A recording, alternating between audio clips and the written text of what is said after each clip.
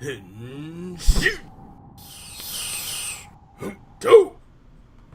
guys, welcome to our review of Ultraman RB Lube episode R&B. 1. As always, I'm your host of Frozen Stratos. Here with me today we have The Cinder Blaze. And Makotoa. boys. Welcome back. We watched Rube yesterday, and I don't know. We weren't so hot on it. What are you guys on? What do you guys think? This is like our first Ultraman, series. So I feel like this is aimed at a much younger audience, just given like how the suit actors are kind of like, doing their things. Even younger than Sentai? I mean, Sentai is for like young kids as well, but I just feel like this one kind of feels like a Barney to some extent. I get, what? With the explanation that, we had a hot pot and then our mom never came back. Well, that's pretty typical, but I'm just like referring to like all the action scenes. The childishness of it. Like, I actually thought the kaiju was cool. I didn't want him to die because he was silly.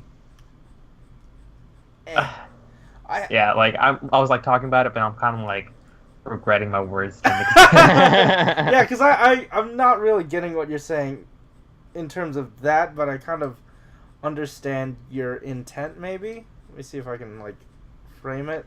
But like the movements and the fighting, it's so base level, easy to follow. Like it's easy on the eye.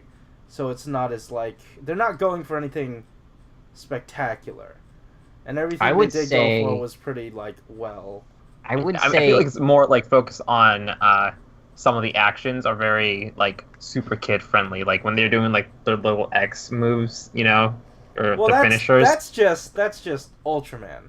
That's a very Ultraman thing, and like for me, it feels like that's something that little kids can kind of like emulate and play as.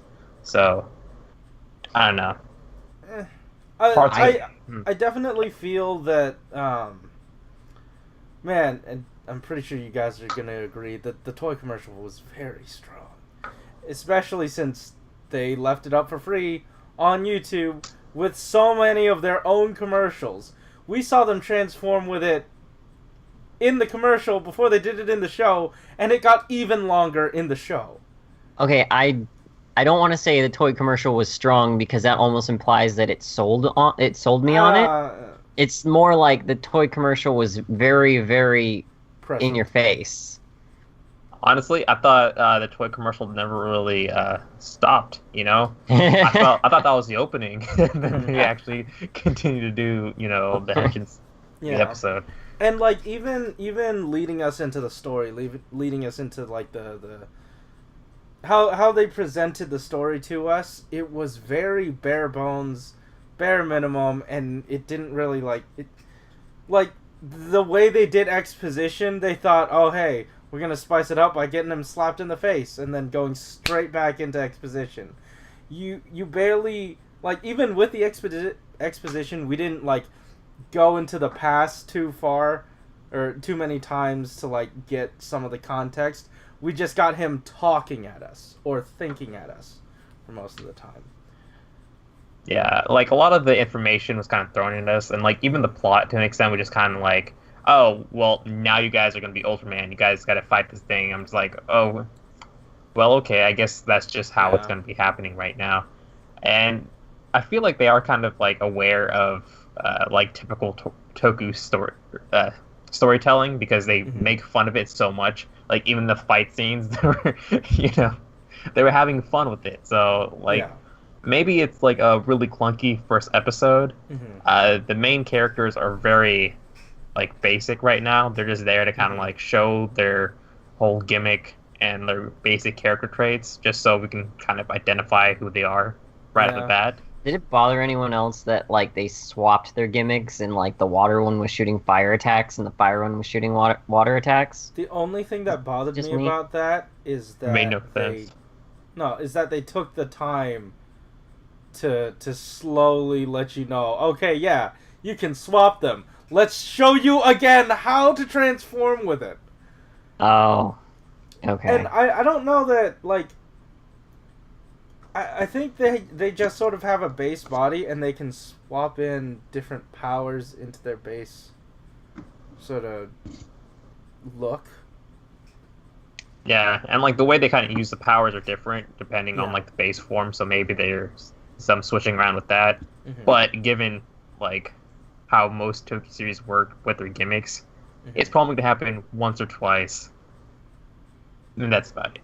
Yeah. I don't know if you guys noticed, or if it was just me, but it felt like the quality of the filming and the audio, and I don't know if I want to say the acting or not, but like the set especially, it all looked very knockoff. It all looked, I mean, comparatively to Sentai and Rider, where it seems very polished. At least the filmography and the locations that you go to seem to be like... they're very clean. I don't know, like this. I feel like you're really biased towards the shop set, right? This is the shop set. It's also the sound that was going on in the shop set, where it kind of sounded amateur at times. I don't know if you picked up on it. There were moments where like it sounded like someone wasn't close enough to the mic, or they didn't have a boomstick above the camera out of view.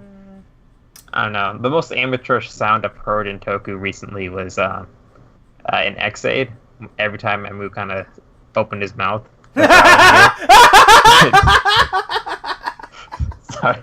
I was thinking about how to deliver that joke and I forgot my point. Someone take it away from me. Any chance to just throw X-Aid under the bus. I don't necessarily agree with it feeling amateurish. It certainly felt slightly different. Just like I guess the sort of philosophies behind how they present their stuff, but it's slowly, I feel like, I don't know, it's such a different beast, but it's also very familiar, and I feel like it's a very homey set. Yeah, I don't know. It's not. It felt like a mess. I'm sorry, it felt like a mess. It was like there was just random stuff in this room. That's where we're at. Yeah, there is random stuff in your room. Yeah, but I wasn't posing off as a person in the room. It was posing off as like a thrift shop or something, or what? It's a clothing store. It kind of felt a little bit off-putting because there's only like 3 or 4 racks of clothes with like 10 hangers each. Like in that regard, it's just like, oh. I think one of you guys said in the watch along, looked like someone just like moving their clothes in their closet or something. Done. So like in that regard, yeah, it did kind of feel not as much as a clothing store, but they're not going to be using it as a clothing store for most of the series. I feel like it's just going to be the base of their operations for the most part. And when what's his face, the blue guy was kind of studying space history. Yeah, I don't know. Space archaeologist? Yeah. I mean, space archaeology. I want to say that kind of would work in context of this being a show where Ultraman exists at all, because like Ultraman is an alien, and you could probably say that there's history within space, and you can be an archaeologist of that. I mean, like, space archaeology is definitely, like, a thing that's, like, possible. Just in our current world, it's not something that's kind of popular because, we don't really have access to that kind of stuff. Or it's not, like, widely known. It's odd that our sci-fi tether so far is just a dude with his laptop and a spinning tree. Yeah. I wasn't fully convinced. No. But I personally am willing to give it a few more episodes just to wet my feet in something outside of Toei's regular filming lot. Yeah. Like the kaiju fight scene was kind of refreshing in that regard because the set was like completely different than I've seen before. I do like seeing those. I know we get a lot of it in Sentai, but we have a lot more time to sort of take in the scenery that someone actually physically built, and we get to see that week to week. And I don't know. To me, just seeing miniatures is pretty cool. Yeah, when they did that one shot, when they were like panning, they're doing a panning shot, and we saw the freeway in like the foreground.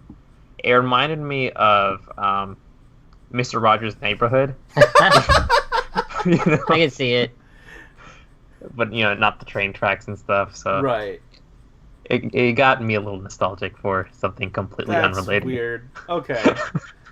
Glad you picked up on that. But I don't know. Since we're not, neither of us are neither.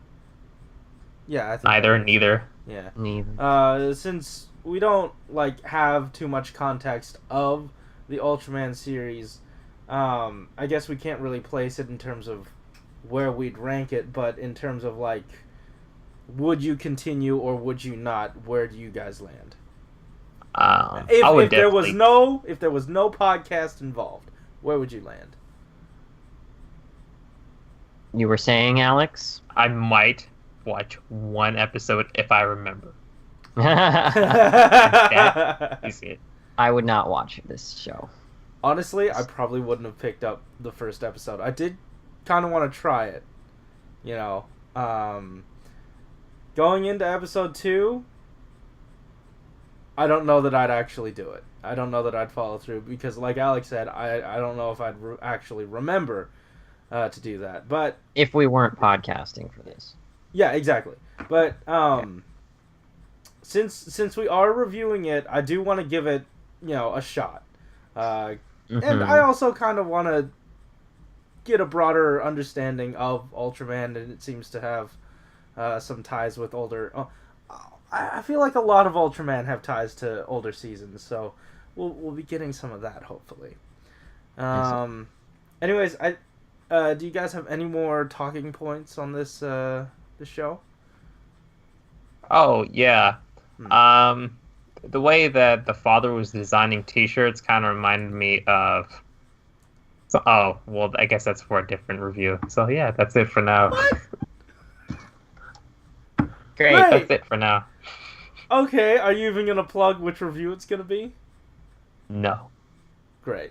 Anyways, guys, I think that just about does it for us. If you like this episode, hit that like button and subscribe if you want to hear more from us each week. Don't forget that not only do we do reviews, we do watch-alongs, and those come out a day before this. So, if you're in the future... Wait. I don't know. There's a watch-along available for episode 1, so if you haven't checked that out, please do so. Guys, thanks for watching. Keep it juicy. Yeah. Yeah. Huh. Very low energy, if I'm being honest.